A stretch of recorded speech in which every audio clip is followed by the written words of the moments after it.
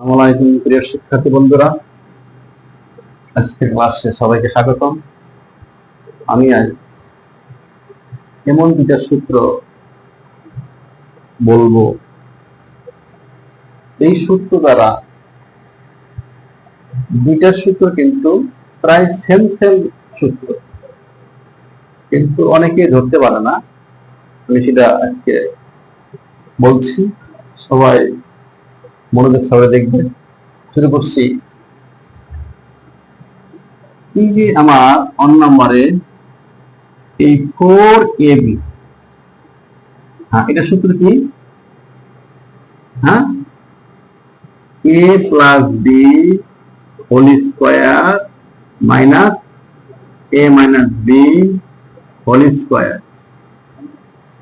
এই 4ab সূত্র কি? a plus B whole square minus a minus b whole square. একটা আছে 2 নম্বরে 2 into a square plus B square. এটার ক্ষেত্রে কি হবে? a plus B whole square plus a minus b whole square. এই কিন্তু এটা 4ab আর এটা 2 into a square plus B square. এই দুটো সূত্র কিন্তু প্রমাণ করো যে, দেখাও যে এবং মানিন্যয় ক্ষেত্রে এই সূত্র প্রয়োগ করতে হবে। তাহলে এই 4ab ক্ষেত্রে অথবা 4xy অথবা 4pq অথবা 4mn থাকলে এই ক্ষেত্রে এই সূত্র প্রয়োগ করবে।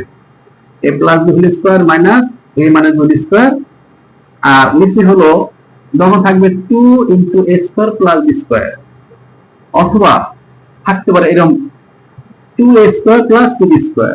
সূত্র এটাই, আমার 2 কিন্তু কমন হিসাবে। আবার 2 p square plus 2p square থাকলে এই সূত্রটাই প্রয়োগ করবে। যে কোনো অক্ষর থাকলে কেন ওই অক্ষর দিয়েই লিখবি, কিন্তু সূত্র কিন্তু এটা হবে a plus B whole square plus a minus b whole square. দুটা সূত্র কিন্তু প্রায় একই, সেম, কিন্তু এই জায়গায় ছাত্ররা অনেকে ভুল করে। কি করে?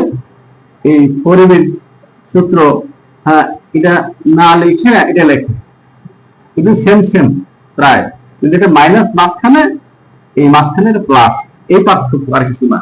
কিন্তু মনে রাখতে হবে এই 4ab এর ক্ষেত্রে মাঝখানে মাইনাস বসবে, আর 2 into a square plus B square ক্ষেত্রে প্লাস মাঝখানে প্লাস বসবে, এই পার্থক্য আর কিছু না। পরীক্ষা কিন্তু 2a square plus 2b square থাকতে পারে। যে 2a স্কোয়ার প্লাস 2b স্কোয়ারের মান নির্ণয় করো, তখন দেওয়া থাকবে a প্লাস b এর মান এত, a মাইনাস b এর মান এত, থাকলে এই সূত্র প্রয়োগ করতে হবে। ওকে, ক্লাসটি যদি ভালো লাগে সবাই লাইক কমেন্ট শেয়ার করবে, এবং সবশেষে পরবর্তী ক্লাসটা পাওয়ার জন্য এবং কি ভালো ভালো ক্লাস আমি দিব, সবাই সাবস্ক্রাইব করে রাখবে, তাহলে পরবর্তী ক্লাসটা পাবে। ওকে, খোদা হাফেজ বাংলাদেশ।